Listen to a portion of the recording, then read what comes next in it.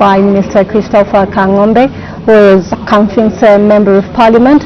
His subject matter was on the government's plan for the youths previously engaged in mining activities in Mumfumbe and other mines, following the government's directive for unauthorized persons to vacate mining premises. This matter was inadmissible. The third one did come from Mr. Menyan Zulu, Nyimba Member of Parliament, on the subject matter on when the government would rehabilitate the Great East Road from Chongwe district to Rangwa Bridge, and this matter was equally not admitted.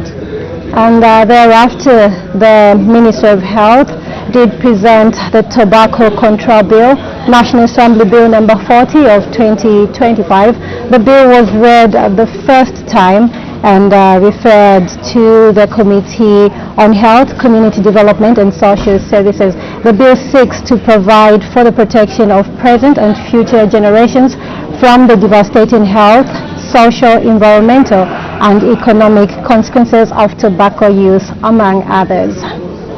Yes, indeed. Thereafter, there was consideration of questions for oral answer, numbers 142 to 149, 151 and 52, understanding order 80. These are questions of ordinary nature. And thereafter, the House also considered question for oral answer number 146, understanding order 80. The member standing in his place sought leave of the House to withdraw the question. Leave was granted and the question was accordingly withdrawn. Question for oral answer number 150, understanding order 80. The member being absent, the question lapsed. The House adjourned accordingly at 16:36 hours. So basically, that's the business that the House considered yesterday. We now shift our attention to today's order paper. That's what we expect the House to consider this morning. Yes, indeed. So on the order paper today, we do expect two ministerial statements when one agent matter, when one agent question, understanding order 82, and of course 4 questions understanding order 8. These are questions of ordinary nature, and one bill to be considered at a committee stage. Yes, indeed, we get into the details and the 2 ministerial statements that we expect. The first one is expected to be presented by the Vice President. That's on the application of Article 57 of the Constitution of Zambia, following the demise of PK District Council Chairperson. And the second ministerial statement is expected to be presented by the Minister of Agriculture, and he's expected to give an update on Food Reserve Agency payments to farmers who supplied maize during the 2025 crop marketing season. And of course, also do have one agent question, and Mr. Gordon Mwila, who is a Mufurira Member of Parliament, has a question to the Minister of Mines.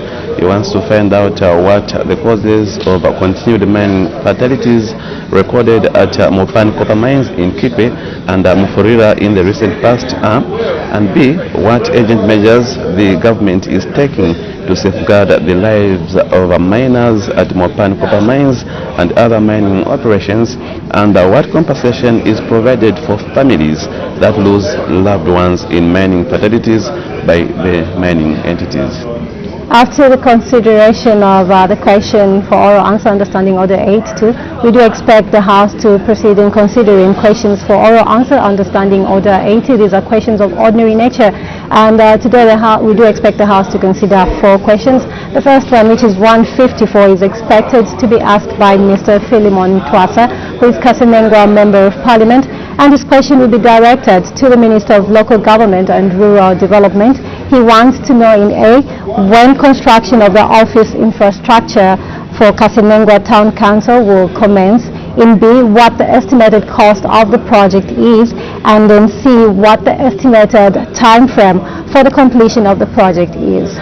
Mr. Joseph Musanje Bavala, Member of Parliament, has a question to the Minister of Agriculture. He wants to find out what criteria was used to pay farmers whose crops were insured under the Sustainable Agriculture Financing Facility, and B, why farmers in the following wards in Bavala Parliamentary Constituency were left out on the payment of insurance cover for the 2023 to 2024 farming season.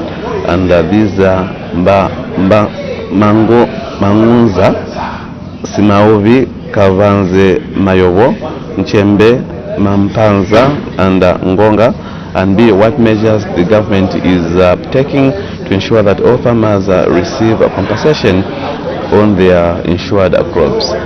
Yes, indeed, Joe, those are just some of the questions that we expect the House to consider this morning. We also expect a message from the President on the reconsideration of the closed-circuit television public protection bill, National Assembly Bill number 1 of 2025. Just now, we take you to the floor of the House. Keep watching Parliament Television. Parliament, Madam Speaker.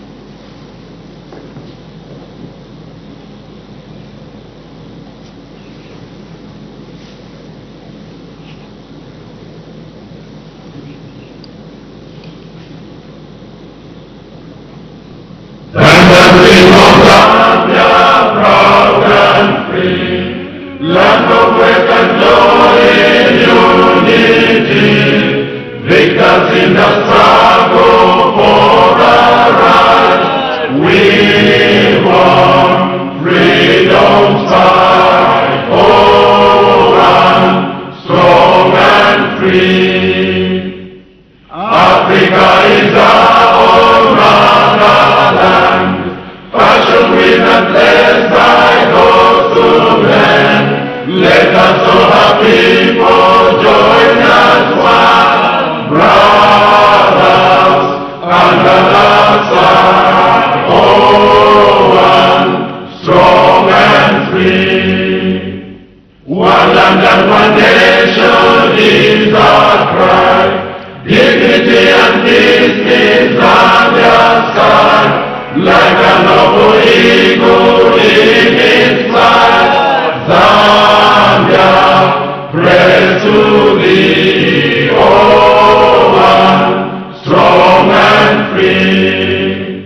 Praise be to God, praise be, bless our great Zambia, Zambia, Zambia, remain we stand under the flag of our land, Zambia, praise to thee, oh, one, strong and free.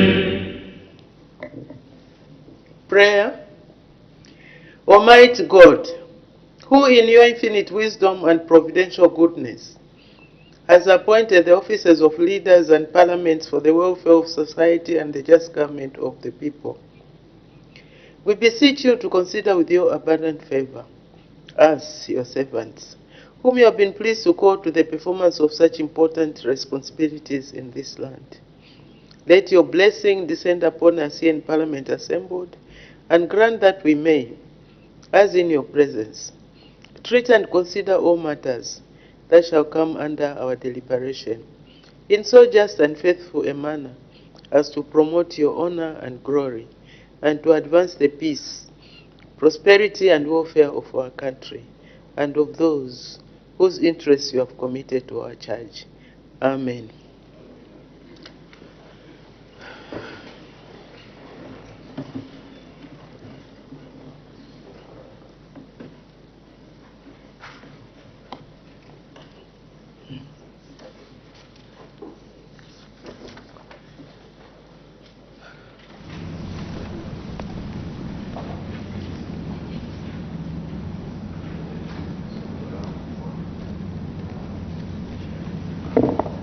Is there a convention? Why are people not in the house?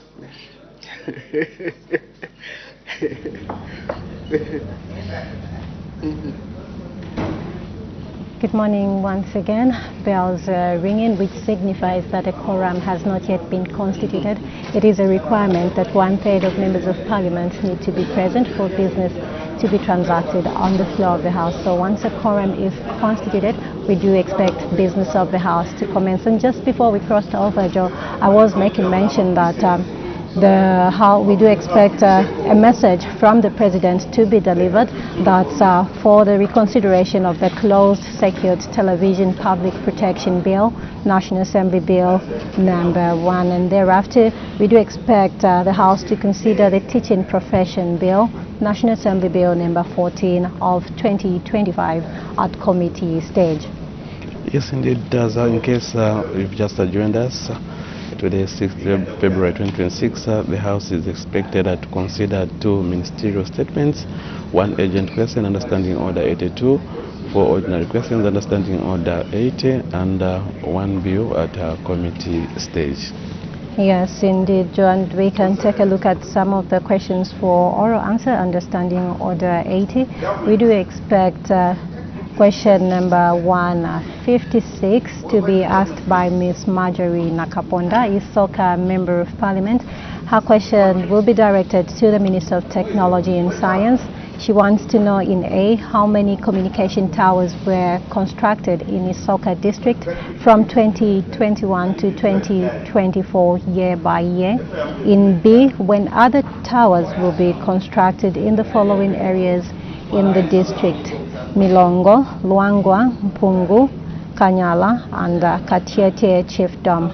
In C, when the communication towers of the following locations will be operationalized: Ngozi and Longwe. And in D, what the cause of the delay in operating the towers at Ngozi and Longwe is. Question 150 coming from Mr. Christopher to ask Minister of Water Development and Sanitation in A, when the dilapidated water pipes in the following areas in Kamfisa parliamentary constituency will be replaced. These are Ndeke village, Ndeke, Changa Changa, Natangwe, and what the estimated cost of the project is, and who the contractor over the project is. Yes, indeed. So those are just some of the questions for oral answer under Standing Order 80. Questions of ordinary nature that we expect the House to consider. We do expect business of the House to commence once a quorum is constituted. And just in case you've just tuned in, would like to appreciate your viewership. Remember, we do expect business of the House to commence once a quorum is constituted. So bells are still ringing, and today we do expect some announcements, and we do expect the House to consider 2 ministerial statements, 1 question for oral answer under Standing Order 82. This is a question of urgent nature. The House will also consider 4 questions for oral answer under Standing Order 80, questions of ordinary nature. Yes, indeed. And just now we do stand by as we await for business of the House to commence. Keep watching Parliament Television.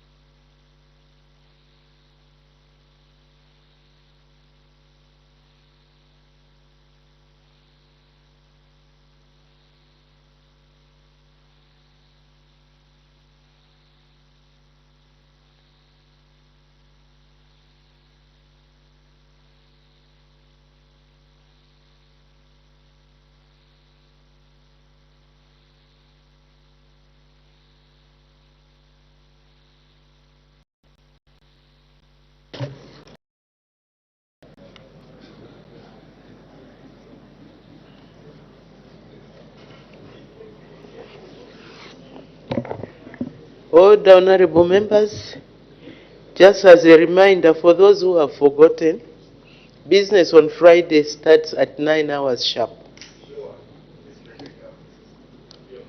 Honorable members, I have one announcement to make.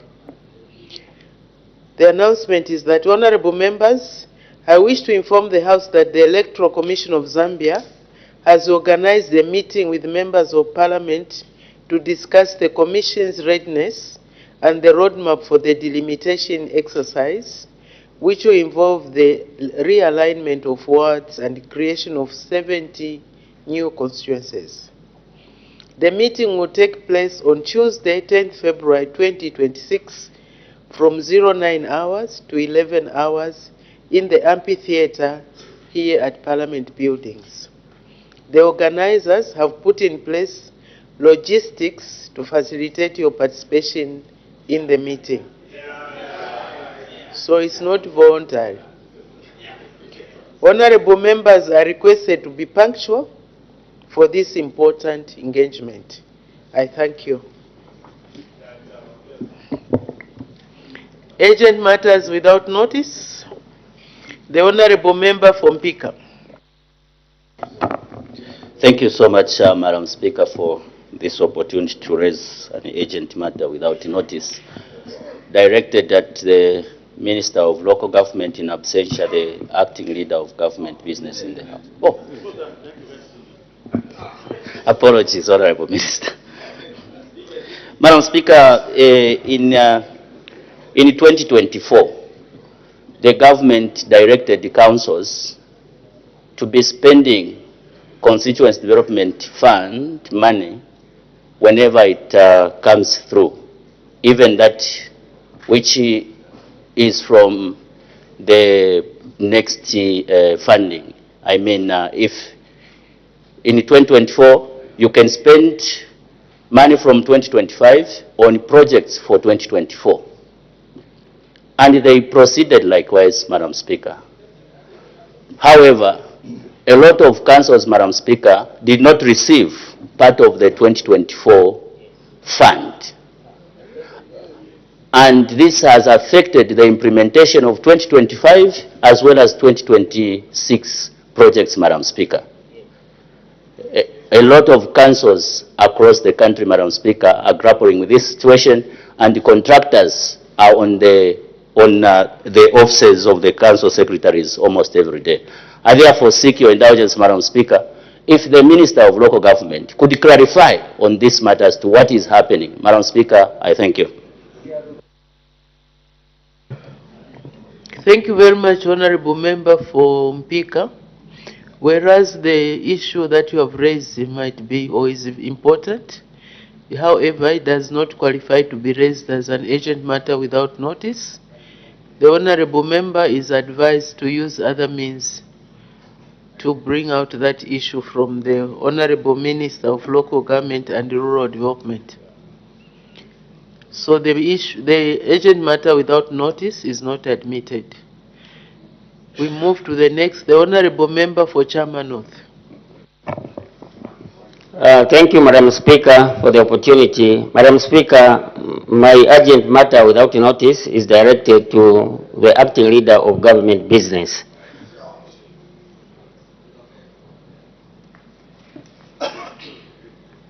You may proceed, Honorable Member. Oh, thank you, Madam Speaker.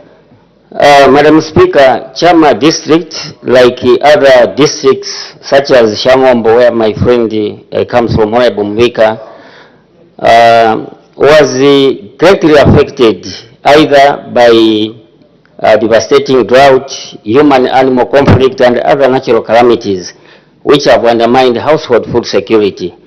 Madam Speaker, according to the policy of government now, they are not providing relief food to our people, but instead they are paying out emergency cash transfer, that is 400 kwacha for 4 months.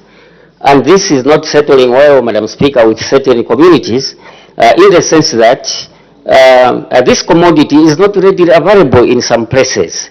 I'll give, for example, in Mulilo, which is about 100 kilometers, where FRI, all the maize has been shifted to Isoka and Chiwale, but 400 is being paid to these affected people to buy maize from FRA, but this commodity is not found.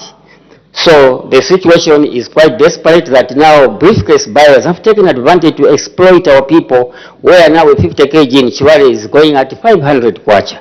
And above all, Madam Speaker, even the people have been targeted. The government has left out a lot of beneficiaries. For example, Chama district, only 2,900 have been earmarked to be paid immediate cash transfer, both Chama South and Chama North. So the people are wondering that all the previous governments used to provide relief food. And why is also government selling maize at 360 kwacha? Is it a business? So I seek your serious indulgence, Madam Speaker, because as members of Parliament, we are receiving this help requests for money every day. Where are we going to get money to help our people who are suffering? I seek your serious indulgence. Thank you. Thank you very much, Honorable Member for Chama North. Issue again that you have raised is important. If it's what is happening on the ground, that's what you are saying. But the matter does not qualify to be admitted as an urgent matter without notice. I would encourage the Honorable Member to engage the relevant authorities so that that issue can be addressed. As regards the availability of monies, on a lighter note, Honorable Member for Chama North, be prepared. This is an election year, so you party with so much money in the process as you interact with the members of the public. That was on a lighter note, but just to make you aware that you need more funds in your pocket. We go to the next, the Honorable Member for Nyimba. Thank you, Madam Speaker. Madam Speaker, there are two very important urgent matter of agents without notice. Goes to two ministries, Madam Speaker. I'm sorry. The Ministry for Local Government and Ministry for Finance. There are two very brilliant government projects, Madam Speaker. The projects to do with free education. And there's a presidential directive that no kids should sit on the floor, and no kids should be running under the tree. Meaning we have to do everything possible using CDF to construct classrooms and buy desks for our kids. Madam Speaker, there's the new presidential directive again for the 2 megawatts for power for solar plants, which is taking 10 million or 5.9 million out of the projects for CDF.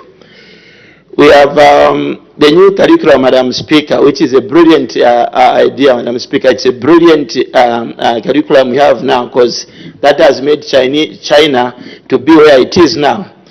And the kids now, Madam Speaker, those who are seeking Form 1 and grade 10, because the basics have been abolished, they are not there. So meaning all schools, like I'll give practical example, where there was one secondary school and maybe 20 primary schools, everyone is going at a single school. And there are no places, Madam Speaker. And all you parliamentarians, you see, Madam Speaker, you're both on your right and your left, unless you are pretending. We saw that this is the time now we're going to build extra classrooms. A good number of us budgeted that money to build extra classrooms so that we bring our kids out of, the kids, those who don't have learning places, we can build new classrooms. But now we cannot build because there's this another important thing again for power deficit we have in the country. So all we are asking, Madam Speaker, from the Ministry of Local Government, Ministry of Finance and Education, and energy. Is it possible that a good number of rural constituencies, because the rural constituencies, Madam Speaker, are hardly, it's hard to find the places. Is it possible that we can suspend this year's power to build the solar plants to next year, so that we look at another important program, which is school facilities? And this, Madam Speaker, goes to both the Ministry of Finance, Leader of Government, because it's and Ministry of Education, because it's a cross-cutting issue, Madam Speaker. I thank you. Thank you very much. So many issues have been raised. Definitely, they do not qualify to be raised as urgent matter without notice. But as you look at what projects you are doing, I think it's better to prioritize which one is a priority. Is it energy? Of course, education is also important. So it's just a matter of weighing and seeing where the priorities are. But I'm sure the Honorable Minister of Local Government has heard. The Minister of Finance is not here. I'm sure he has heard. Honorable Ministers, that's a concern that is coming from the honorable members.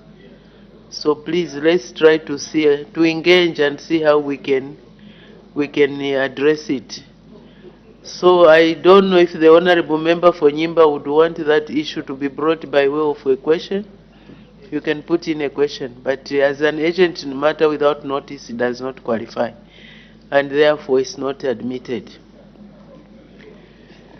I have permitted the acting leader of government business to present a ministerial statement. The acting leader of government business.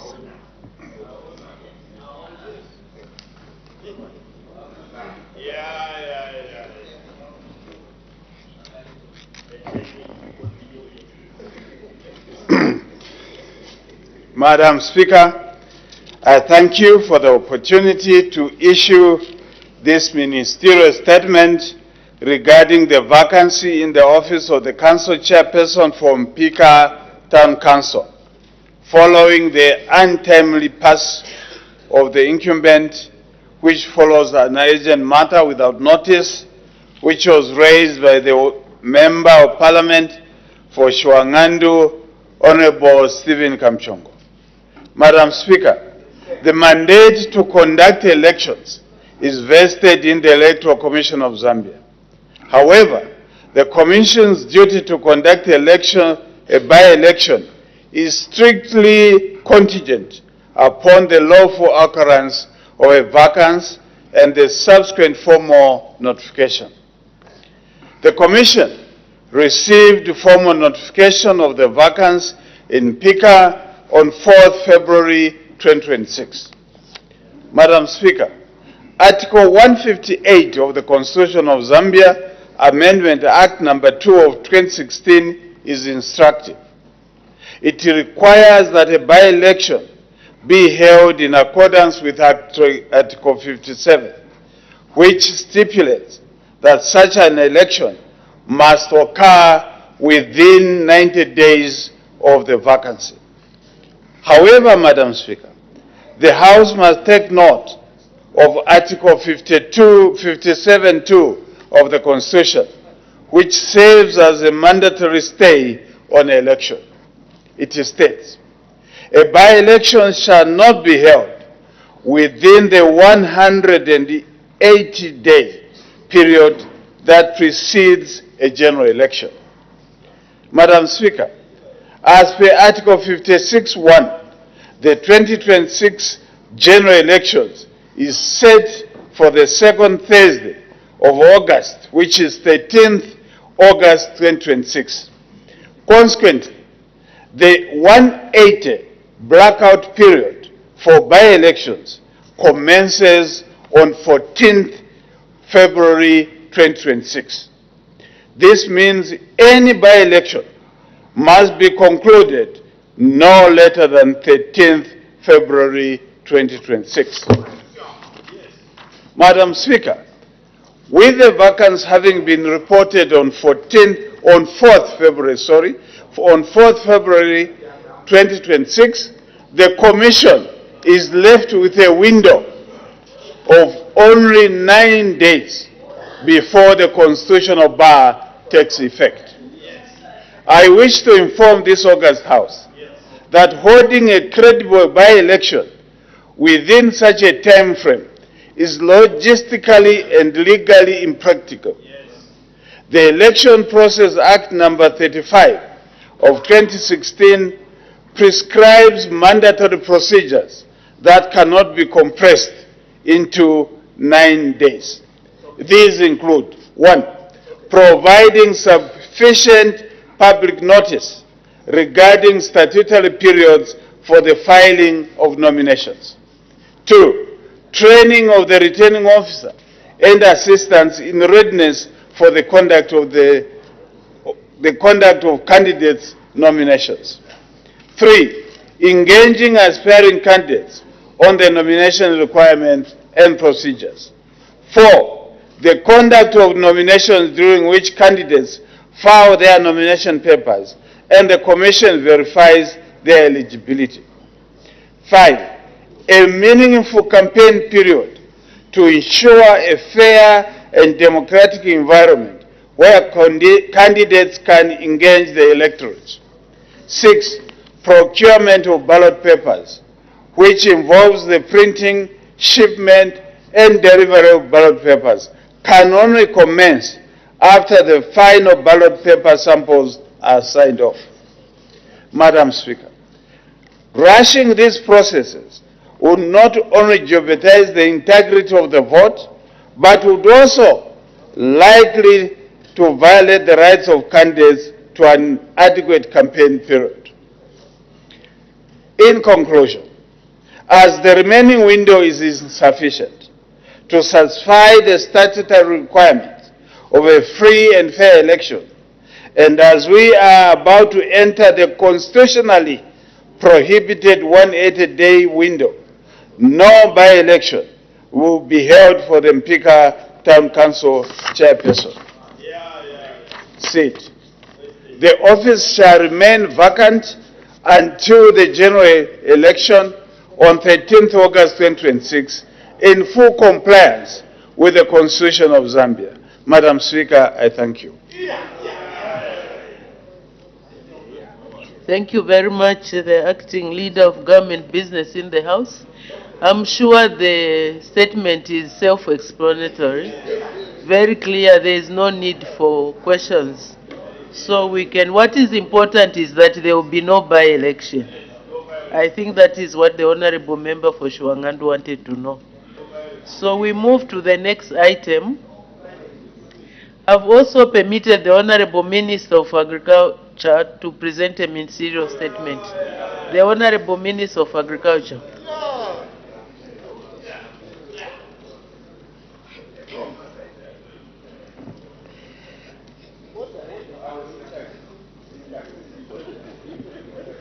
Thank you very much, Madam Speaker. It is my pleasure to update the August House on the status of farmer payments under the Food Reserve Agency for maize purchases in the 2025 marketing cycle.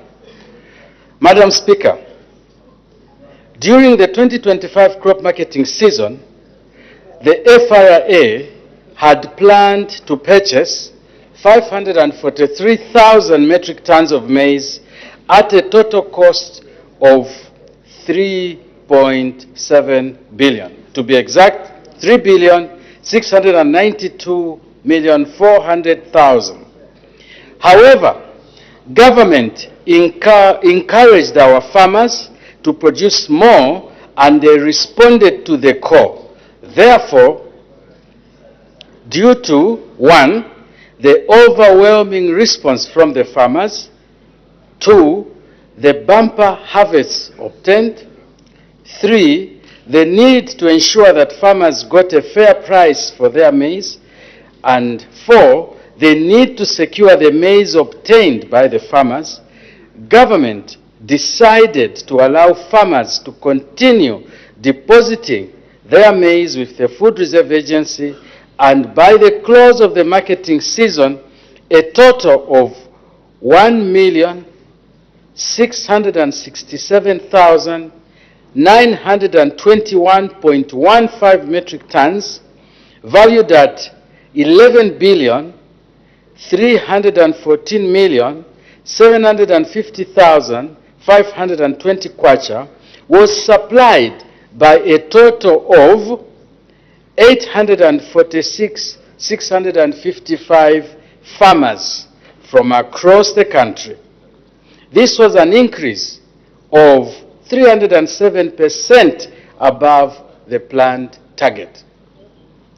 As at 15th January 2026, government had disbursed a total of 11,348,478,100 kwacha to the banks for farmer payments, leaving, Madam Speaker, no balance outstanding. Madam Speaker, as regards the management of surplus stocks and sustaining FRA obligations, the House may recall that the country had an exportable surplus of 621,000 metric tons in the 2024-2025 farming season. Therefore, as at 31st December 2025, total maize grain exports totaled 202,876 metric tons, which can be broken down as follows. Number one, the private sector exports. A, maize grain, 148,494 metric tons, which is the minimum equivalent of 126,918 metric tons. And B, under private sector exports, 15,734 metric tons. Then two, FRA exports. Maize grain export, 38,648 metric tons. This leaves a balance of 298,745 metric tons from the surplus available for export. I'll repeat that, Madam Speaker. This leaves a balance of 298,745 metric tons from the surplus available for exports. Madam Speaker, government remains resolute in securing export markets to offload the maize surplus currently held by the FRA to support timely financial obligations and preparedness for the upcoming marketing season. Further, government, through FRA, has signed a government-to-government contract with the Republic of Malawi to export 200,000 metric tons of maize grain. It is from this, Madam Speaker, that 38,648 metric tons has moved already. As at 2nd February 2026, 37,143.17 metric tons had been moved into Malawi. In addition, bilateral discussions are also ongoing between the government of Zambia and the Democratic Republic of Congo that has expressed interest in purchasing over 500,000 metric tons of mealie meal from Zambia. Madam Speaker, in the 2026 crop marketing season, government will place emphasis on digital payments to the farmers' banks or mobile money accounts as we minimize the over-the-counter transactions.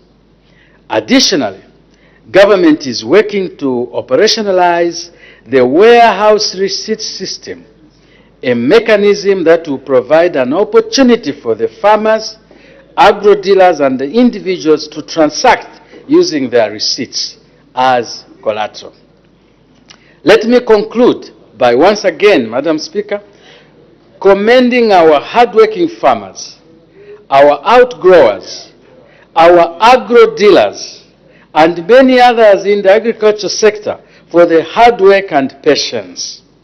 We are cognizant of the increased participation of agro-dealers in rural areas, and we are therefore encouraging them to start mobilizing the next marketing season.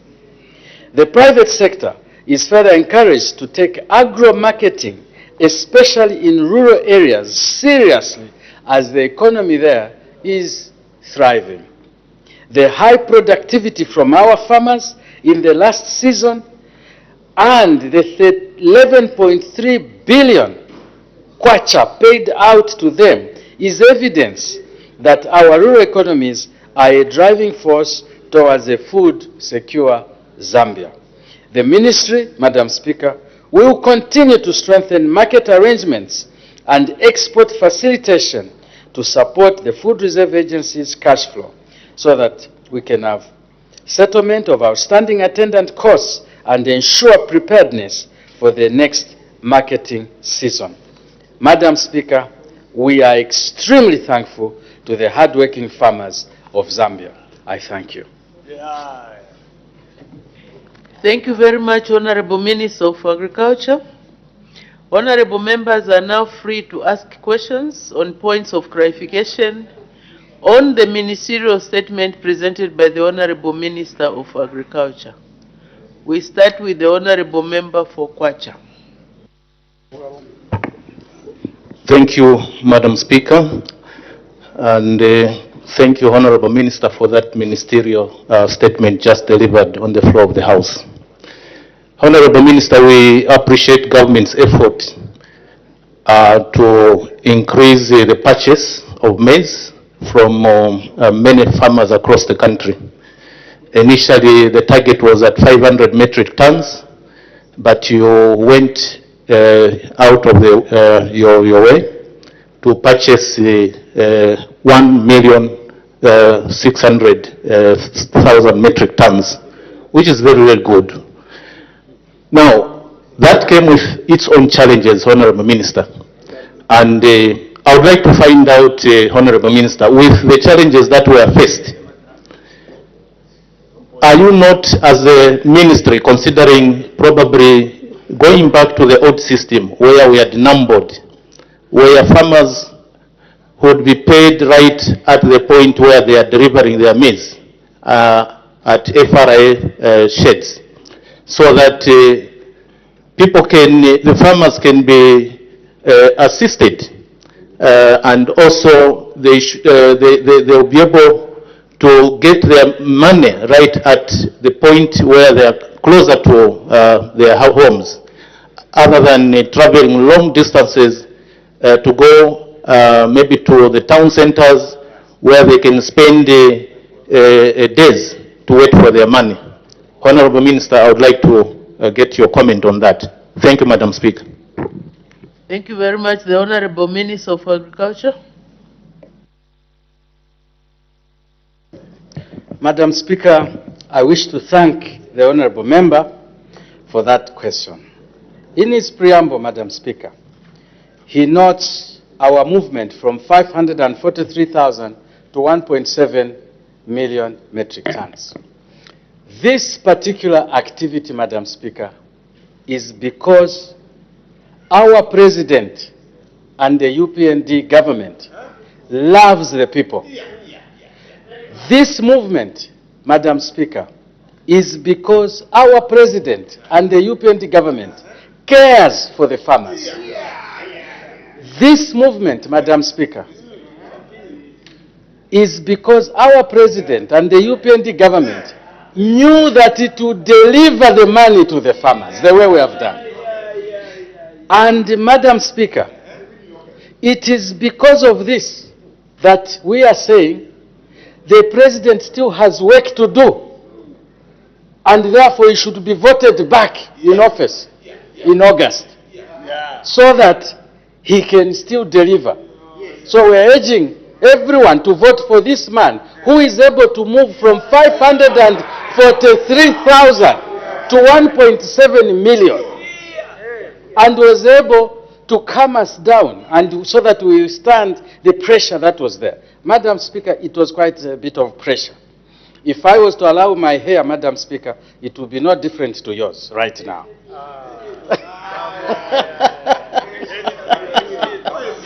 Now, getting back, Madam Speaker, to the issue.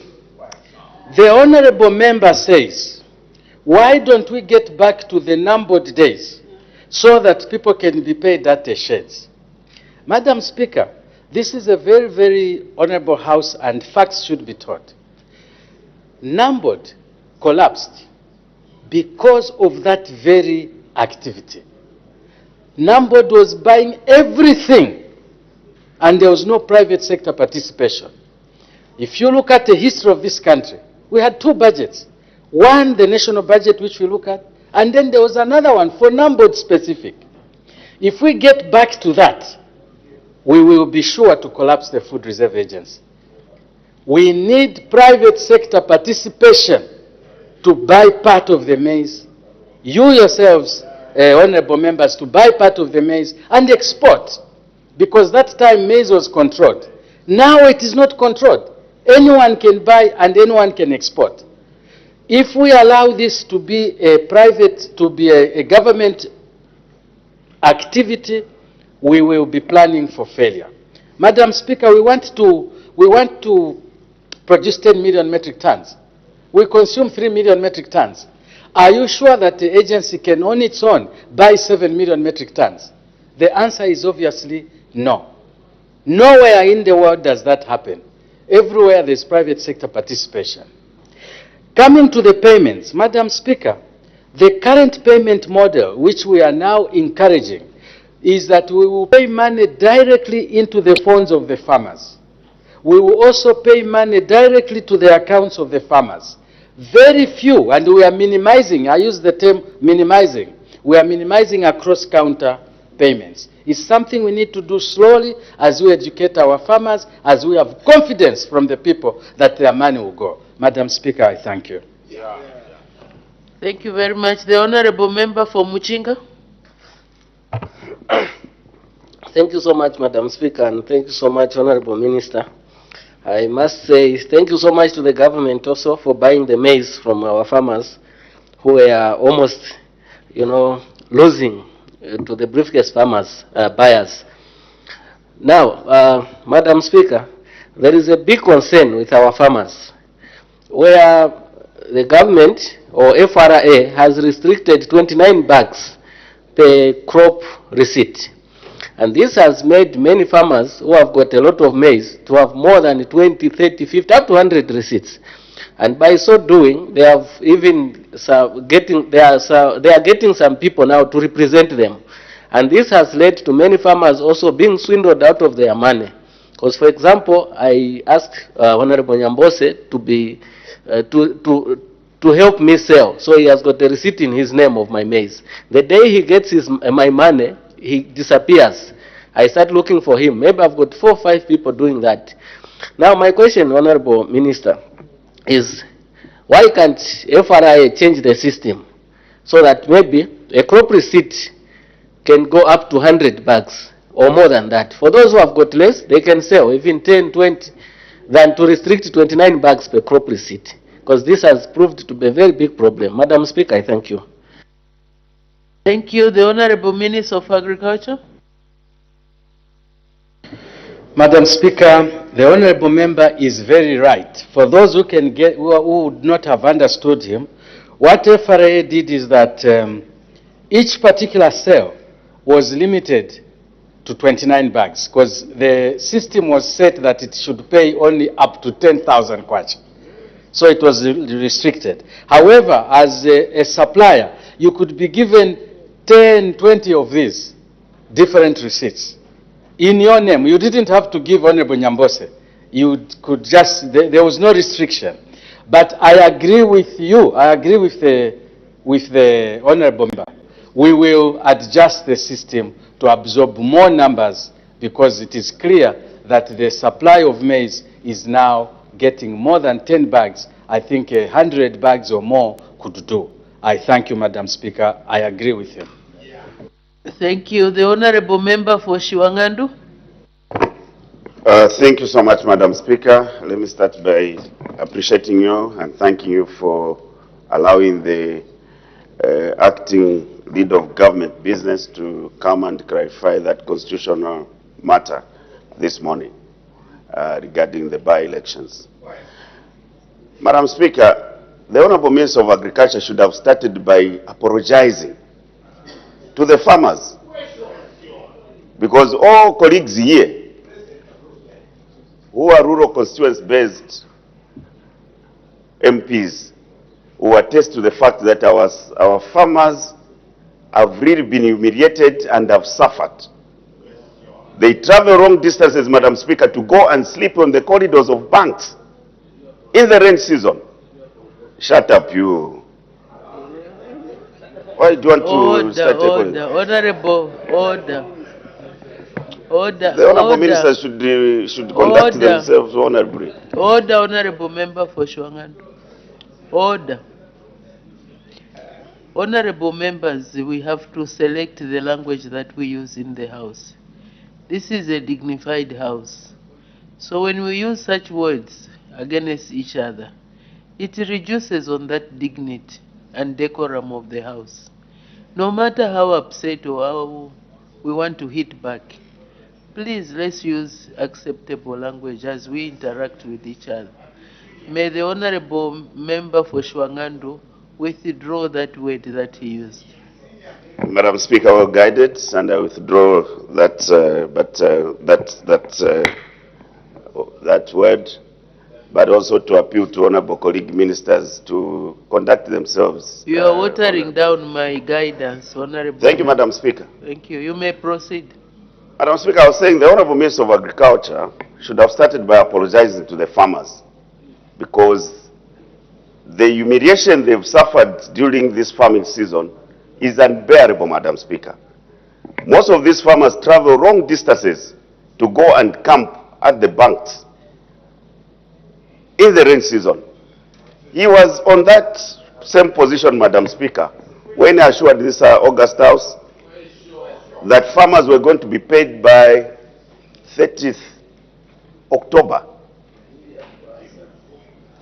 And that made his colleagues in the cabinet, I remember, for example, the Minister of Youth and Sports coming to Muchinga, assuring the farmers on the same date.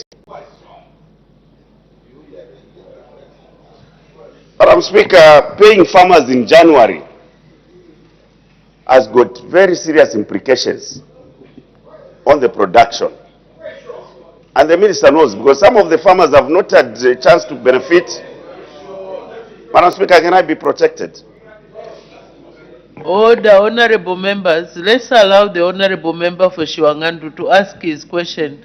Honorable member for Shwangandu, please do not debate. Ask a point of clarification on the ministerial statement that was rendered by the Honorable Minister of Agriculture. Do not debate. Well guided, Madam Speaker. You may proceed. But the issue of farmers, Madam Speaker, is emotive. Honorable Minister, you are suggesting that you start paying farmers using mobile phones. You have seen how it has failed in the Ministry of Community Development, who have tried to disperse their social cash transfer disbursements using the same phones due to the lack of connectivity in many areas. What measures have you put in place in order for you to smoothly transact with the farmers who have suffered this season? I thank you, Madam Speaker. Thank you very much. Honorable Minister of Agriculture. Thank you very much, Madam Speaker. And I would like to thank Honorable Kampyongo, MP for Shwangandu, under the PF. Madam Speaker,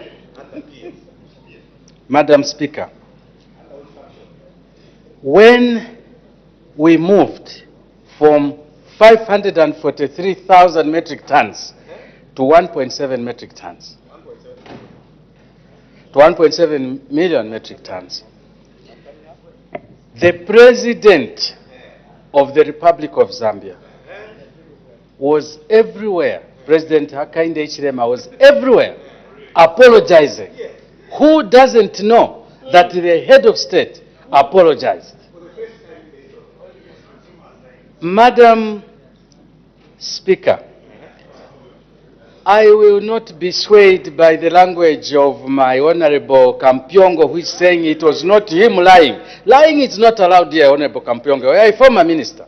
So I will continue, very happily so. I myself, as Minister of Agriculture, under the UPND government, the able government, that loves the people, that cares for the people, that delivers for the people, and that still has a lot to do, and that will win the next election. We will make sure,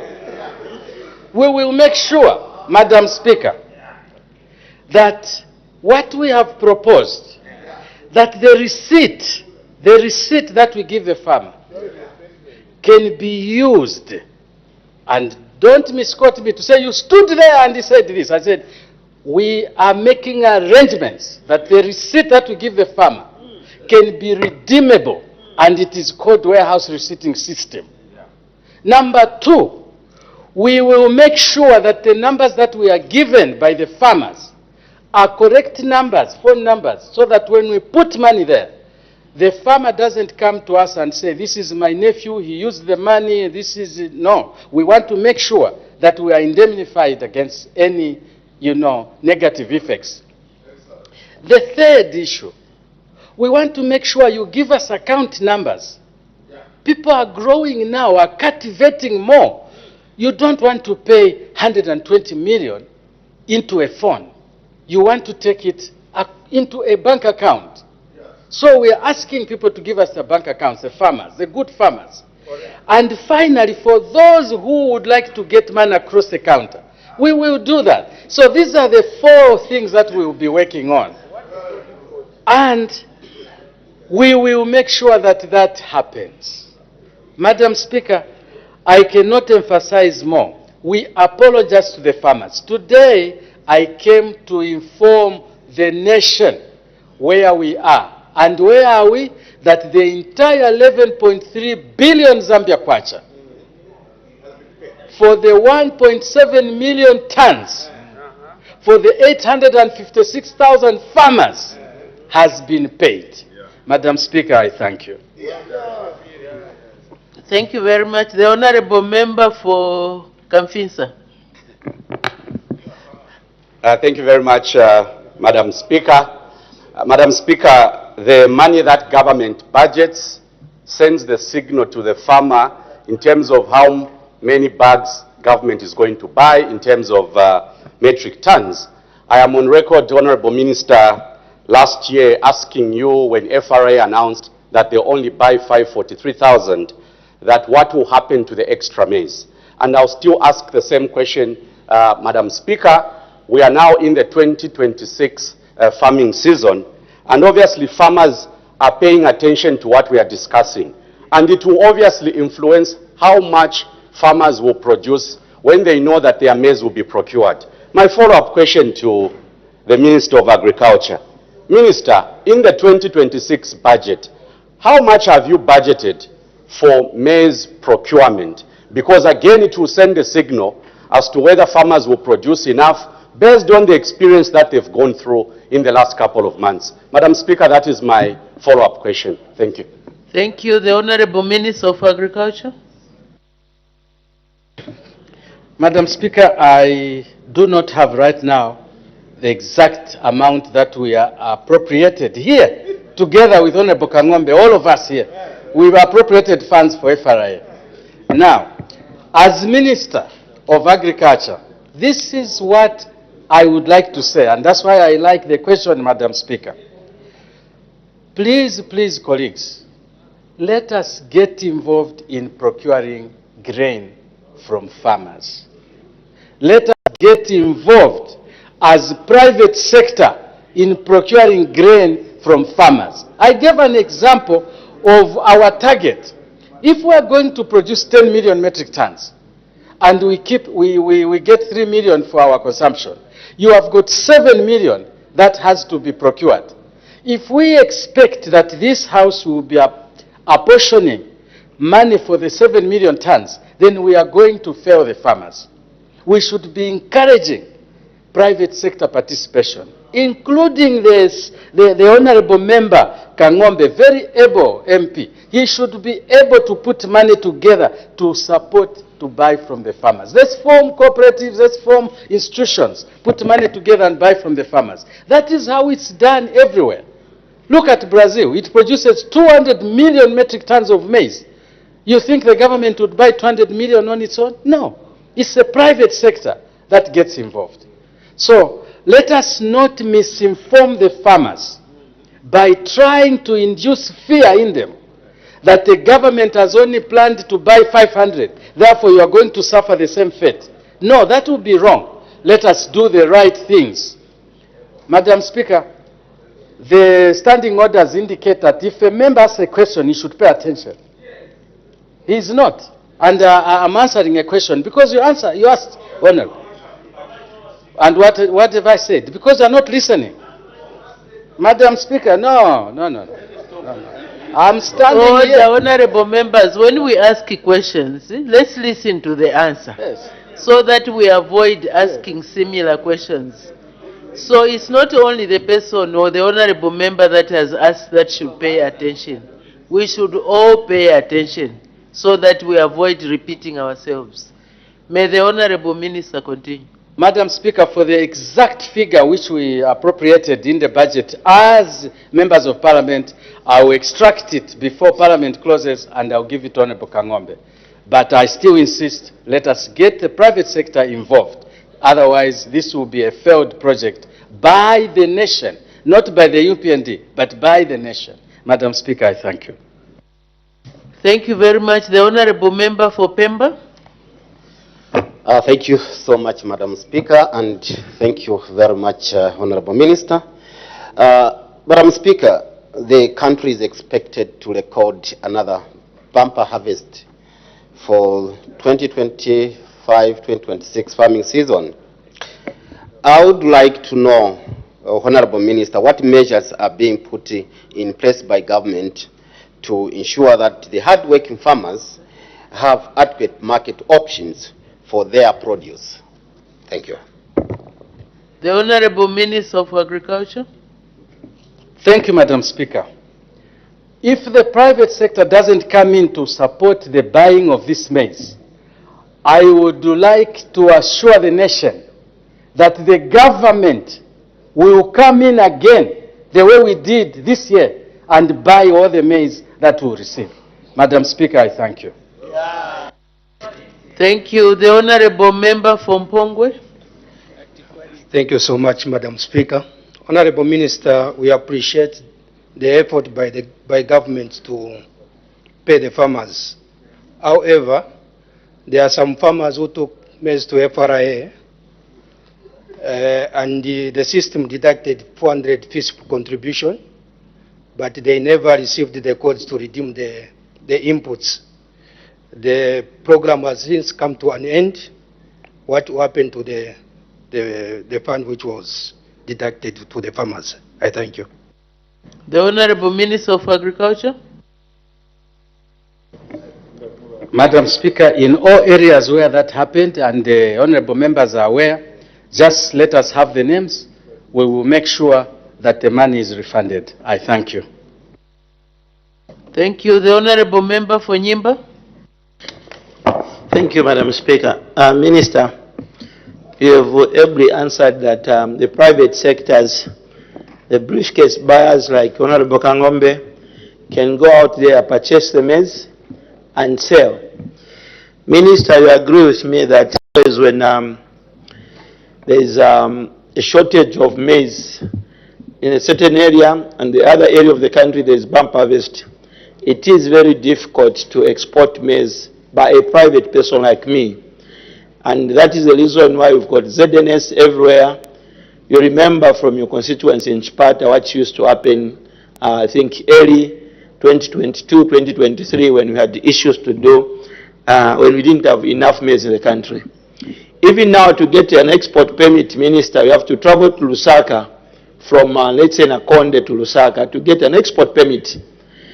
Is it possible under your ministry that you can decentralize the issue of insurance of export permits to the DACO's offices, because these are the people who knows the stocks of maize in their respective districts, so that the export permit can be issued at a district level or at a provincial level. I like people traveling from far areas to come and get an export permit from Lusaka. I thank you, Madam Speaker. Thank you. The Honorable Minister of Agriculture. Thank you, Madam Speaker. Madam Speaker, the question that Honorable Menyanzulu brings is a very important one because it gives insight of what we are supposed to do as a country. Madam Speaker, time is about to come when the government will completely let go of the maize industry.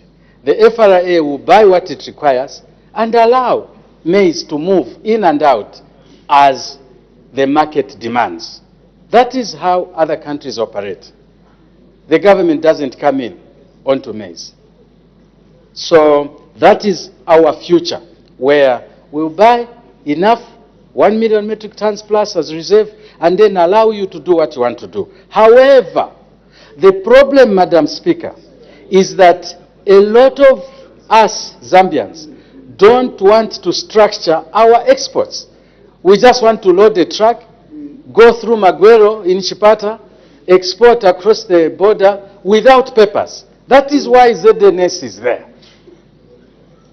If you get a permit, you are free to do that. Even today, I'm informing the nation that we are there. I said there's a balance of 280,000 metric tons, which anybody can export. So if you have got a market, come, we'll give you the permit. In terms of decentralization of the export permits, it's already done. Madam Speaker, you can get a permit digitally. You don't have to travel to Lusaka. You can get a permit digitally. It is there, the facility is there. But I hear you, maybe because we are used, we need to do it slowly. We might want to think of decentralizing it in terms of the physical paperwork. But right now you can be anywhere and get your digital permit, as long as you meet the requirements. I thank you. Thank you very much. The Honorable Member from Bavala.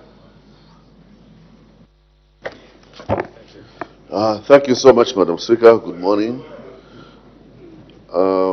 Honorable Minister, thank you so much. Honorable Member from Bavala, there is an indication for a point of order. What's the point of order, Honorable Member for Shwangandu? Thank you so much, Madam Speaker. I'm raising on a point of order pursuant to Standing Order 71. Madam Speaker, the Honorable Minister of Agriculture is on record here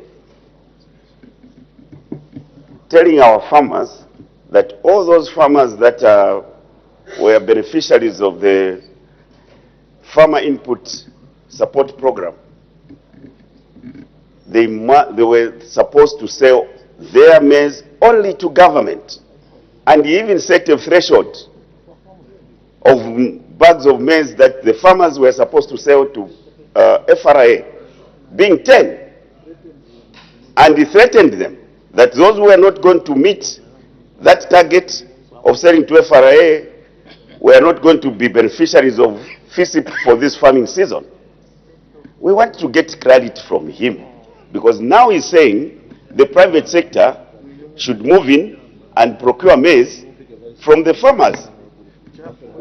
Who are these same farmers benefiting from a FISP program? Is in order to continue giving us conflicting positions, and which we can't understand as people's representatives. We're still the farmers. I seek your serious ruling on this matter, Madam Speaker.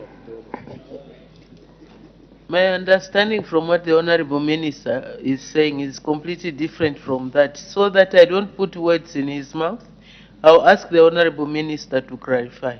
The Honorable Minister of Agriculture. Madam Speaker, it is not correct what the Honorable Member is saying. I came here to indicate to the whole nation that the issue of the 10 bags has been taken out, and that the NAPSA requirement has been taken out. Now, it's not my fault if people are going to have conventions every time and they are not in the house. It's not my problem. But let us learn to tell the truth. You know, let's not give wrong information about your fellow member of parliament. It's not right. I came here to give that statement. So many times, we even went on radio. Who doesn't know that we said the 10 bags has been withdrawn? The NAPSA thing has been withdrawn? And how can a honorable member, who was a minister, stand here and give wrong information? Madam Speaker, this is not right. It's not right. It is a way of trying to show that we are incapable as a cabinet. That's not right. Madam Speaker, I thank you. Thank you. Let's get back to business. Honorable members, again I will emphasize. Let's listen carefully to ministerial statements and the questions that are asked and the answers that are rendered on the floor of the House. Because if we don't listen, we'll be able to give wrong information to the public. So that point of order is not admitted. The Honorable Minister of Agriculture has clarified the point.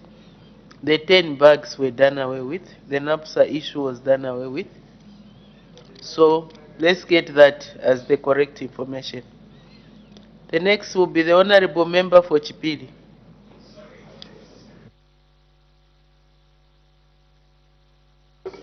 Thank you, Madam Speaker. I'm sorry, Honorable Member for Chipili. The Honorable Member from Mbawala was on the floor. You may ask your question. Sorry, Honorable Member. Yeah, thank you so much, Madam Speaker, and thank you, Honorable Minister, for that wonderful message of love, care. Sorry, Honorable Member from Mbawala. Today looks like your question is going to be interrupted again. The Honorable Minister of... Okay, no. The acting leader of government business in the House is raising a point of order. Thank you, What's Madam the point Speaker. of order? Madam Speaker, I rise on a very serious point of order on Honorable Kafwaya. Madam Speaker, Honorable Kafwaya, in the last months preceding to the opening of Parliament, was very vocal, speaking on behalf of Zambians, complaining that the kwacha has weakened so much that, the people of Zambia are not benefiting from the policies of government. Honorable Kafwaya was very consistent complaining about the price of fuel. Honorable Kafwaya was consistent complaining pertaining to the prices in the country of goods and services. Now that the prices, the dollar, the fuel has dropped, Honorable Kafwaya is so quiet. His loudness is being heard by members of the public. Is he in order, Madam Speaker, pursuant to Standing Order 71, where even the silence speaks louder than words? Is he in order to remain quiet without talking about these good issues which have happened as a result of his complaint? Is he in order to remain quiet?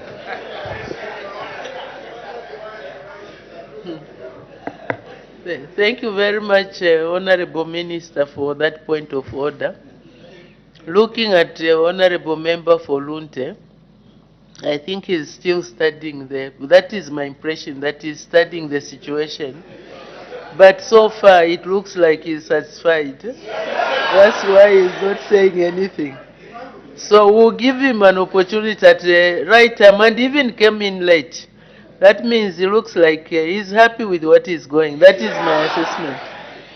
Thank you very much. So the Honorable Member for Lunte is in order to keep quiet. When you have nothing to say, you keep quiet and watch, isn't it? Yeah.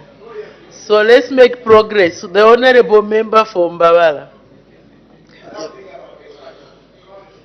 Thank you so much, Madam Speaker, and thank you, Honorable Minister, for this wonderful message of love, care, and delivery from the might UPND government under the able leadership of His Excellency President Hakainde Hichilema.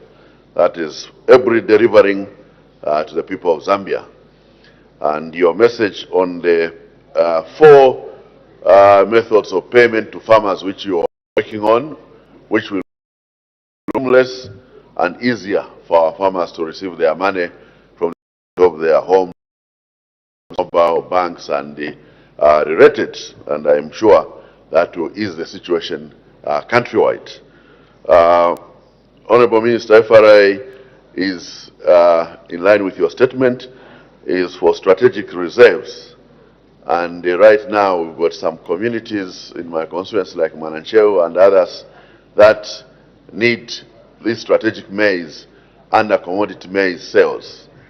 I wish to know when your ministry will avail this strategic maize to our communities available under both Chief Mapanza and Chief Macha in my constituency for them to buy this maize as a strategic reserve. Thank you. Thank you. The Honorable Minister of Agriculture. Madam Speaker, I thank you, and I wish to thank Honorable Dr. Joseph Musanje for reminding us, Madam Speaker, that the President loves his people, cares for his people, and is delivering for his people, and he still wants to deliver. Therefore, he needs their vote. Thank you. Madam Speaker, I've heard what the Honorable Member have said on community maize sales. I will sit with him so that we implement. In a couple of places we have implemented. We have given FRA the authority to start community sales. We have given FRA the authority to start community sales of maize. This is happening, and that is why you might see that there are very few complaints about the prices of mealie meal, because you are free to go and buy a bag of maize from FRA.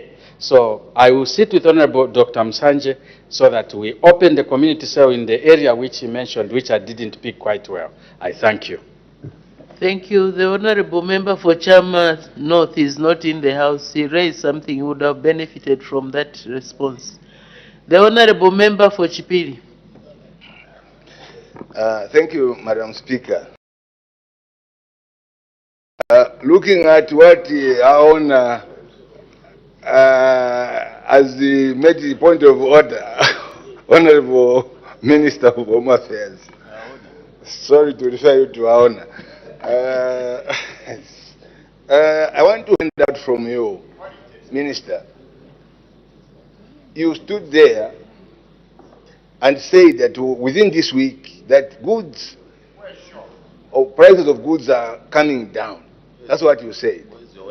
But I don't know what you are doing in your ministry concerning the price of a bag of maize. When are you also going to reduce the price of a bag of maize so that our people can benefit, and you also create the storage facility, because at the moment the storage facilities are full in this where we have kept this maize. When are you going to do that so that we celebrate that now the minister has done it? Thank you, Madam Speaker. Thank you very much. The Honorable Minister of Agriculture. Madam Speaker, I wish to thank my good friend, Honorable Paul Chala, for that question. Madam Speaker, in the maize industry, we reduced the price of mealie meal instead. And the price of mealie meal that particular day was reduced by some of the millers, if I'm not mistaken, by about 20 kwacha. I think I saw one miller who spoke and actually said we have reduced the price of mealie meal. So we will continue working on mealie meal other than maize, because the maize has a price at which we bought it from. Madam Speaker, I thank you. Thank you very much. My cousin, Honorable Member for Chipiri, is still living 6 days. The Honorable Member for Kankoyo.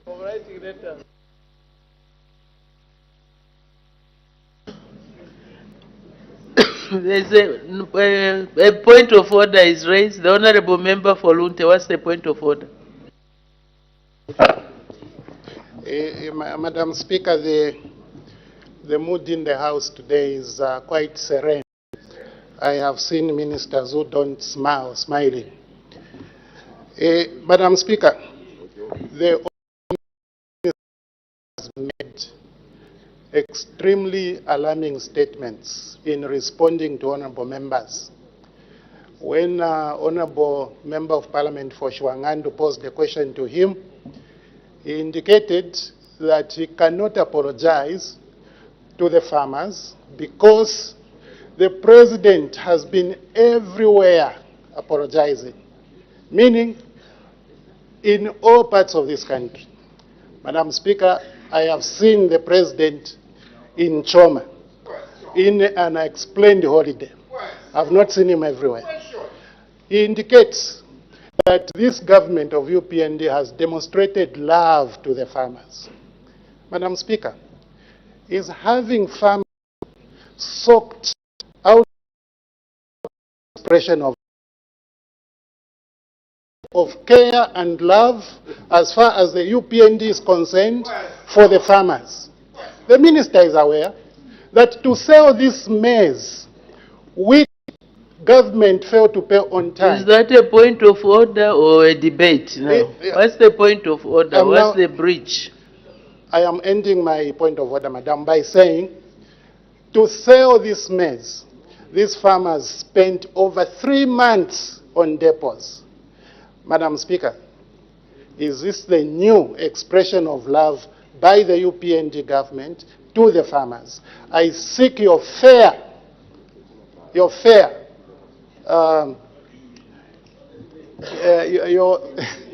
I seek the Madam Speaker's fair ruling on the new description of love according to the UPND to the farmers. I seek your serious ruling, Madam Speaker. Thank you, Honorable Member for Lunte. I'm always fair in my rulings.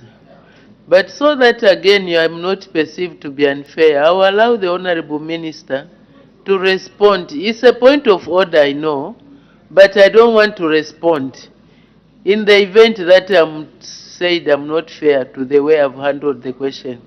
So the Honorable Minister, because I have only response, I would like the Honorable Minister to respond to that point of order. Madam Speaker, let me start by acknowledging what the Honourable Member said, that the mood in the House is very serene today, including him. It's rare to see him smile, and I'm very happy that he's smiling. Madam Speaker, here is a situation on a very serious note. The government is planning to buy 543,000 metric tons of maize. And the money has been appropriated, apportioned for that, budgeted for that. And Honorable who is speaking, who asked the question, is very particular about following the budget. I remember him asking, where are you getting the money to do this, where are you getting the money to do that? So, Madam Speaker, from 543,000, we buy 1.7 million metric tons, 3 times over. Then the President says, my dear friends in Cabinet, we told the farmers to produce. We only budgeted to buy 543. Where do you think the farmers will take that maize? They will be open to abuse, to exploitation. Can you, as Cabinet, make sure that you buy the extra maize? Whatever the farmer brings, accept it. Now, I mentioned 5 things today about the President and the UPND party. I said it loves, the President loves these people. Is that not love to say, Minister of Agriculture and your friends, get all the maize. Minister of Finance, look for the money. Is that not love? It is love. Madam Speaker, the definition of care is actually in that act to care for the farmers so that they are not exploited. So there is, FRA, the government can receive the maize.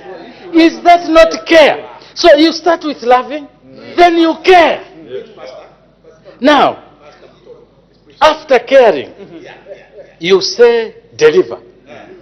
Madam Speaker, it has taken a bit of time, and it is there that the President apologized. It is there that we as Cabinet and the government and yourselves apologize to the people. All of us, we apologized.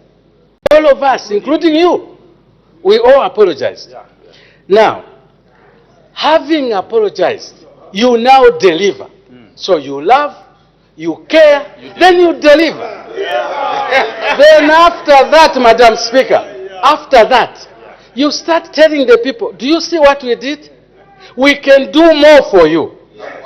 So, put us back into power so that I can win and we can win and do the same good thing. So, I want to make it very clear. That process of the farmer sleeping at the bank was a very sad situation. We apologize for that, but we have delivered, and the farmers have been paid. Madam Speaker, to find 11.3 billion Zambia kwacha is not easy.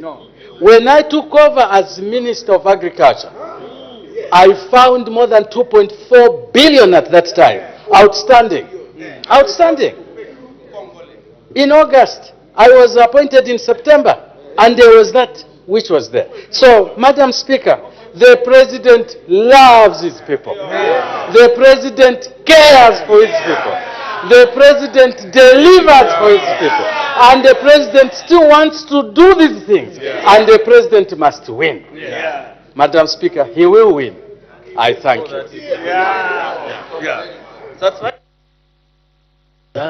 Thank you very much. We are running out of time. You know, we have a lot of business on the order paper which we need to transact. And even when I asked the Honorable Member for Kankoyo to ask the question, I didn't realize that we were over in terms of time. But as I guide, Honorable Members, as we ask these questions, let's go to the research department. We had research week. Let's go back and find information. If you look at the purchase of maize from 2021 to 2025, you will see the numbers, how much maize was bought for each year. And you realize that 2025, more maize was got from the farmers over and above what was budgeted for.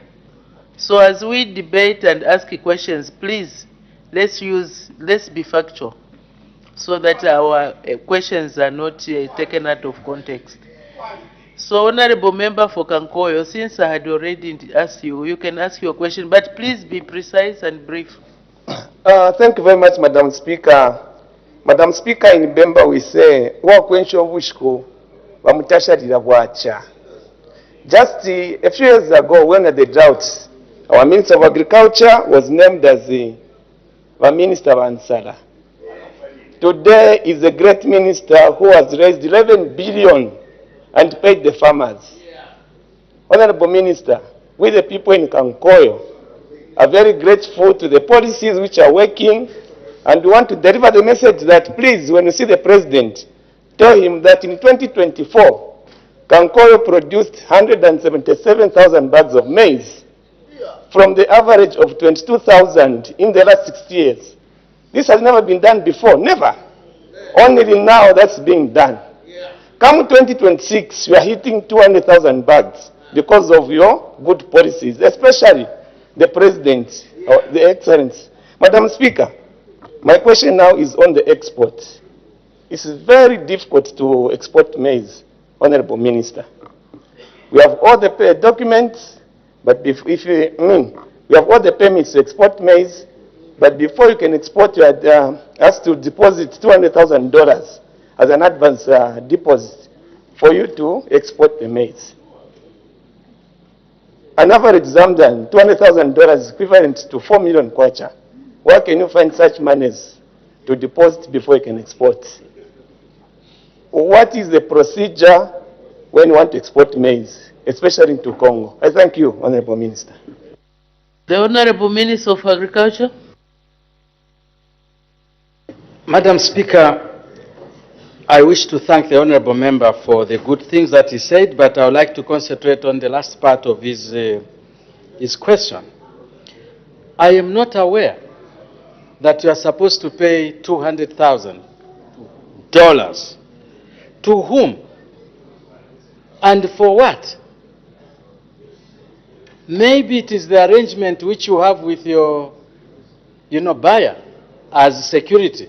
But as government, no, Madam Speaker, that never, ever happens. We do not ask for any payment.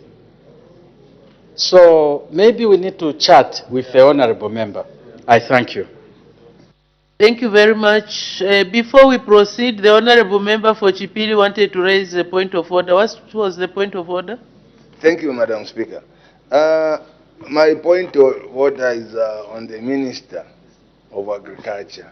When I asked the question about the reducing the price of bag of maize, he said we cannot tamper with the maize, but the millers are reducing 20 kwacha or so. How possible is it that where you are buying maize, they have not reduced, and you expect the milling companies to reduce the maize as the government? Is it in order to make that statement that they are reducing, meanwhile we cannot tamper with the price of bag of maize? I need your serious hearing, Madam Speaker. Standing on 71. I don't even know. Yeah, this one I will attempt to answer. I hope I won't. Okay, the honorable minister, why are you not? Are you telling the millers? Why are the millers reducing and on the maize, the price of the bags of in maize are not reducing? Maybe you can answer. Madam Speaker, I wish to thank you. Number one, not all the maize that is milled in Zambia for meal meal is from the Food Reserve Agency. Not all of it. The millers buy their own maize. There are a number of factors that contribute to the cost of production. The cost of labor, the cost of raw material, the cost of production, including electricity, fuel, and others. The cost of borrowing funds. Now, the UPND government has made the fundamentals of doing business very, very favorable. Yes. Very favorable. Now you have a lot of electricity. Previously, they didn't have that much electricity. So they can produce for a longer time. The issue of fuel is now rather stable. So all even the banks, if you look at the inflation figures, they have gone down. You look at the exchange rate, it has gone down. So the cost of spare parts is now cheaper.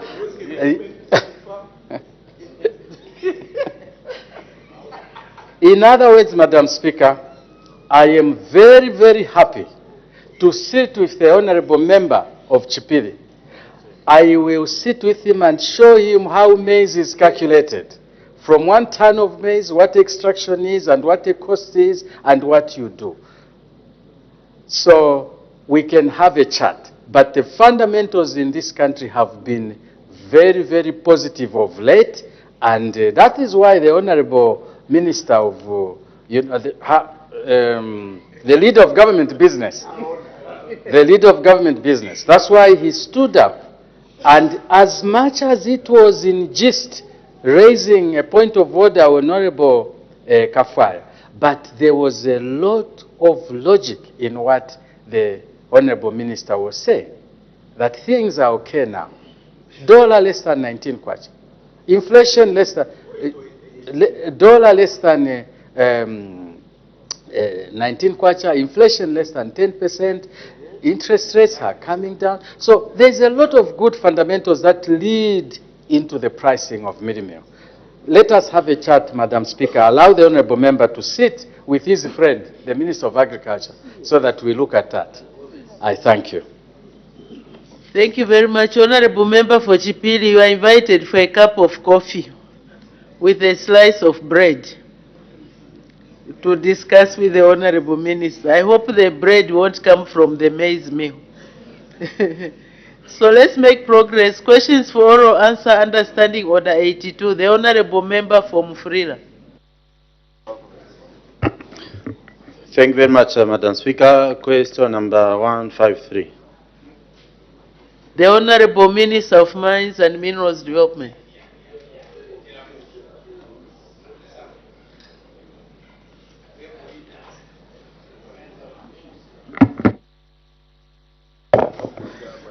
Thank you very much, Madam Speaker, and thank you, Honorable Member, for that question. Madam Speaker, before I respond, I want to take advantage of my being on the floor of the House to congratulate the able leadership of President Hakainde Hichilema on how he has dealt with a lot of economic fundamentals. One of the issues that he has dealt with quietly, and people are not even applauding those that were making a lot of noise, is on the issue of electricity. That we are basically back to normal as a nation, and we need to congratulate the interventions of President Hakainde Hichilema. And people, Madam Speaker, were sometimes saying, no, where have they gotten the electricity from? Yet they are forgetting that we were doing an energy mix. So congratulations to President Hakainde Hichilema and his Minister, Honorable Chikote, for the hard work, and the country is on the right trajectory, and the economy looks good. And it is conspicuously quiet on the other side of the aisle, because the country is on the right track, and UPND is poised to score very high in the coming August elections. And Madam Speaker, be rest assured you will see us back in this Parliament. Madam Speaker, your exchange rate to Adilanda Mairo quiz. Madam Speaker, in response to the questions by Mr. Gordon Mwilanda, I'm glad this question has come today. Member of Parliament for Mufulira Parliamentary Constituency, who asked the following questions. What the causes of continued mining fatalities recorded at Mopani mines in Kitwe and Mufulira in the recent past are? What urgent measures government is taking to safeguard the lives of miners at Mopani? And what compensation is provided to families that lose loved ones in mining fatalities by the mining entity? The response is as follows, Madam Speaker. The recent mining fatalities at Mopani copper mines in Kitwe and Mufulira have been attributed to a combination of operational and systemic deficiencies, including inadequate supervision at operational levels, resulting in failure to enforce compliance with established mining and explosive regulations and other relevant safe operating procedures. Number two, weak contractor management systems, particularly in the oversight of subcontracted personnel undertaking high-risk activities. Failure by the operator to provide adequate means for enforcement, including insufficient resourcing of critical safety controls and monitoring mechanisms. Ineffective internal systems for ensuring adherence to mining and occupational safety regulations, leading to lapses in hazard identification, risk assessment, and control implementation. Madam Speaker, B, the Minerals Regulation Commission has instituted the following urgent interventions to safeguard miners' lives. Immediate suspensions of operations that affected Mopani copper mine sites, awaiting further investigations so that remedial measures are put in place. Punitive measures such as revocation of appointments for erring key mining officials for both the mine owners and the contractors. With immediate effect, instituted comprehensive safety, health and environment audits at all Mopani copper mines operations to assess compliance gaps and enforce remedial actions. We have strengthened regulatory oversight, including increased inspections, enforcement actions, and monitoring of corrective measures to ensure sustained adherence to safety standards. Madam Speaker, based on the outcome of the coroner's verdict after the inquest of the deceased, determination of the possible compensation is made.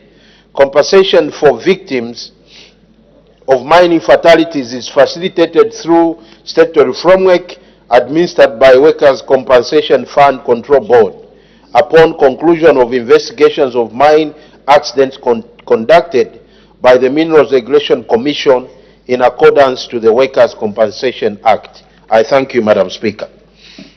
Thank you very much. Supplementary questions. We don't have much time. We are behind in terms of our work on the order paper. So can we go through this quickly?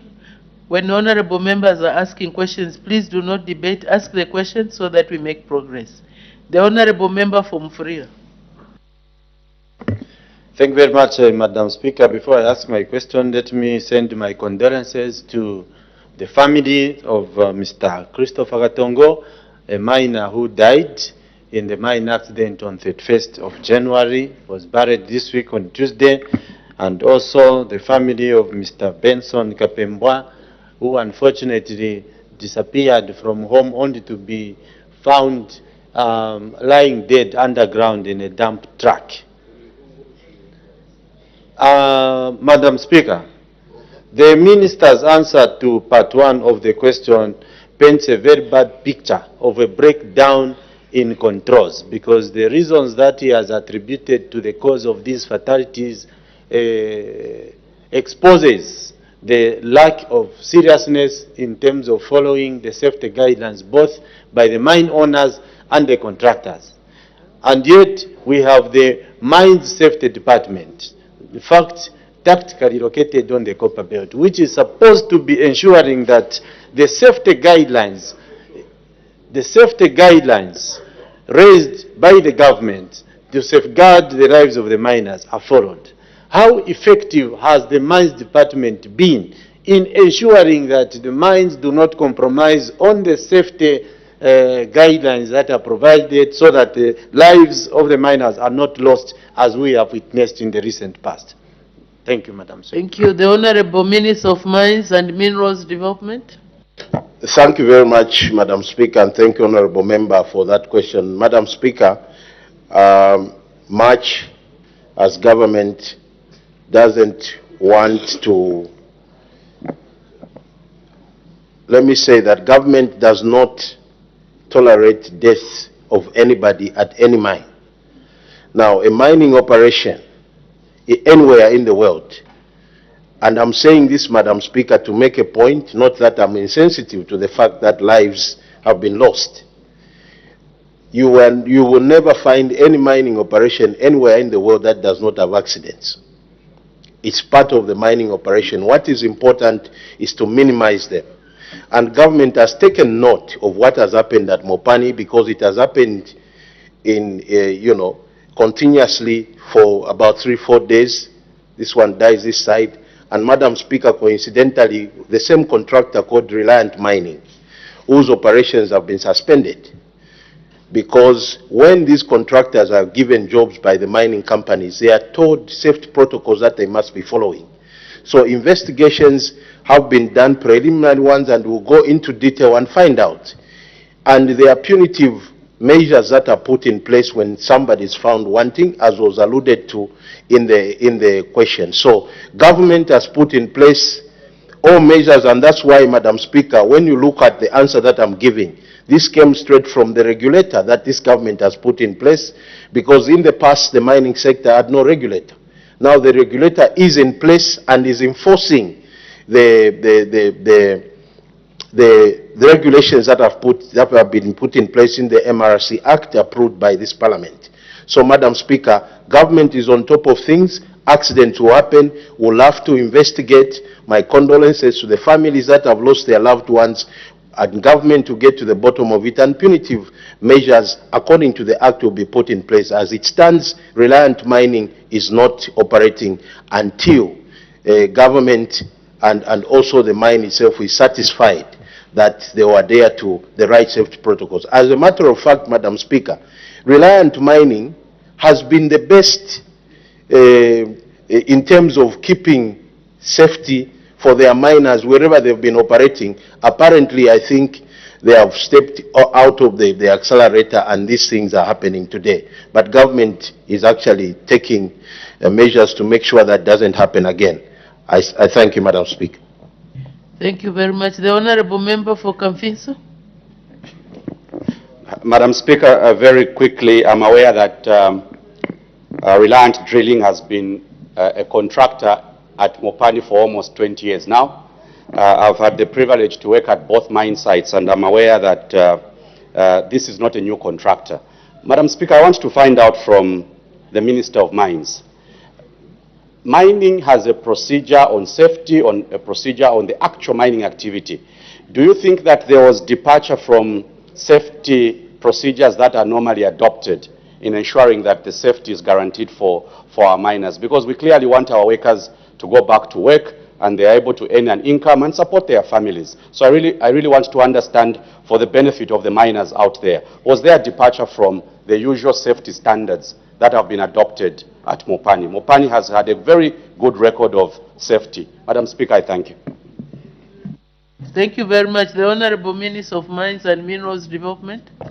Madam Speaker, thank you very much, and thank you, Honorable Member. Yes, indeed, I will agree that there was departure, just according to the answer that has been given. One of the reasons was, I think, inadequate supervision, because the first accident, the way it happened, you could see that there was just negligence somewhere, somehow. So, Madam Speaker, we are following through to make sure that the record at Mopani, because like as alluded to by the Honorable Member, Mopani has been very good at keeping safety. Even Reliant Mining themselves, having been 20 years with Mopani, their safety record is very good. So really we have to get to the bottom of what actually transpired for them to have concurrently accidents happening within the same contractor. I submit, Madam Speaker. Thank you very much. The Honorable Member for Kankoyo. I thank you very much, Madam Speaker. Madam Speaker, allow me to pass also my condolences. Order, as the time is 10:40 hours, I suspend business for 20 minutes for a health break. Good morning and thank you for still being with us on Parliament Television. Business has been suspended for a 20 minutes break, and at the time business was being suspended, on the floor of the House was Mr. Hudson Mabeta, who is Kankoyo Member of Parliament, who was just about to ask a follow-up question to the Minister of Mines and Minerals Development.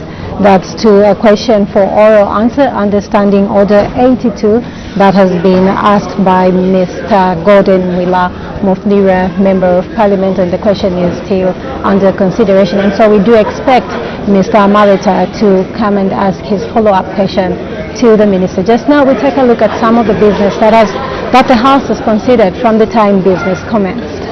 Yes, indeed, so the House so far considered two ministerial statements.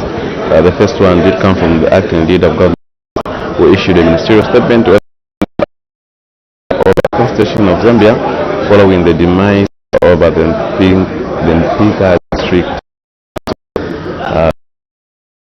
district council chairperson.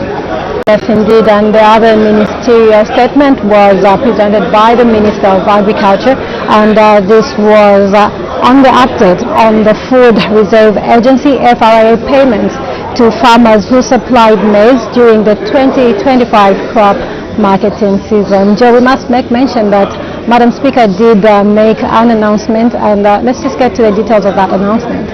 Yes, indeed. So in this announcement, Madam Speaker informed the House that the Electoral Commission of Zambia, ECZ, has organized a meeting with all members of Parliament to discuss the Commission's readiness and a roadmap for the delimitation exercise, which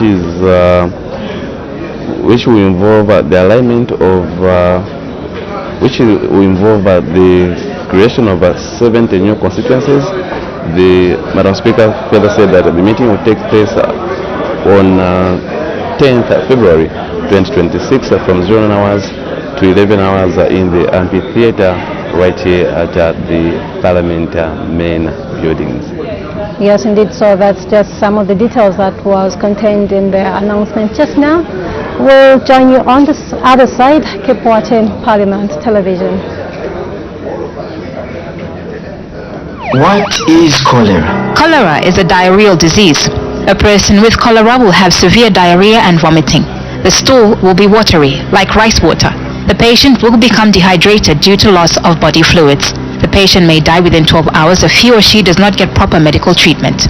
How can one get cholera? Drinking untreated or contaminated water, eating foods with contaminated, dirty hands, or using utensils washed with untreated water, eating uncovered foods that has been exposed to flies, eating cold or leftover foods that have not been properly stored, eating food sold on the streets, eating fruits and vegetables that have not been washed. How can we prevent cholera? Treat your drinking water by boiling or using chlorine.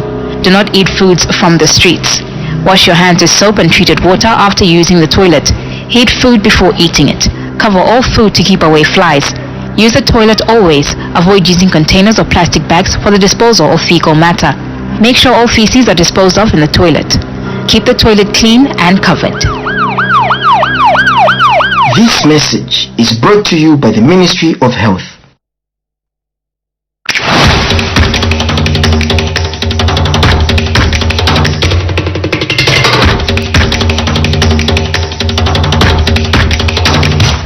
Get ready for the 17th meeting of the Network of African Parliamentary Committees of Health, NEPACO, from 25th to 27th February 2026 at the Mulungushi International Conference Center, Kenneth Kaunda Wing, under the theme Repositioning Parliamentarians to Enhance Health Systems for Emergency Response, Equity, Resilience, and Sustainability in the context of attaining universal health coverage. Join parliamentarians from over 27 African countries as they drive health equity, resilience and sustainability for all Africans. Catch the live broadcast of all the proceedings of the meetings on Parliament Radio and Television. Your health, your parliament, your future. Parliament Television, bringing Parliament closer to you. Breathtaking and thrilling. Visit Livingston City for pure adrenaline and fun. Let its thrills and spills inspire you. Livingston features arguably the best sunset views in the world. Memorable game viewing adventures in the small but well-stocked Motiotunya National Park, where you can see the rare white rhino. Experience the best of Zambia's rich culture and history at the Livingston Museum. Or through visual and performing arts, food and folklore at the Bonfire by Night. And to crown them all, the awesome, majestic, mighty Victoria Falls, one of the 7 natural wonders of the world, known in local language as Motiotunya, the smoke that thunders. A visit to Livingston is incomplete if it does not include this world-famous icon. Some call it Zambia, but we call it home. One Zambia, one destination, limitless exploring. Zambia, let's explore.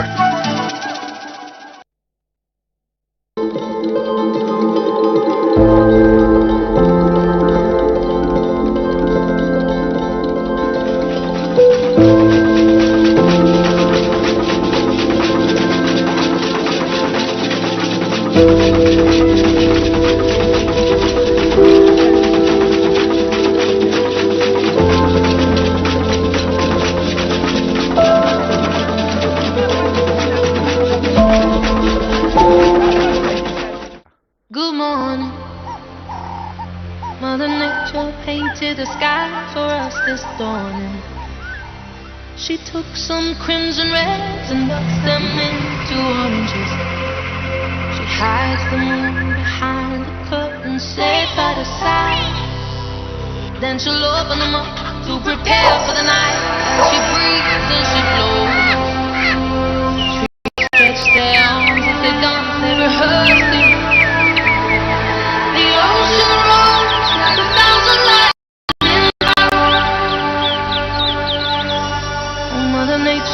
just showing us now.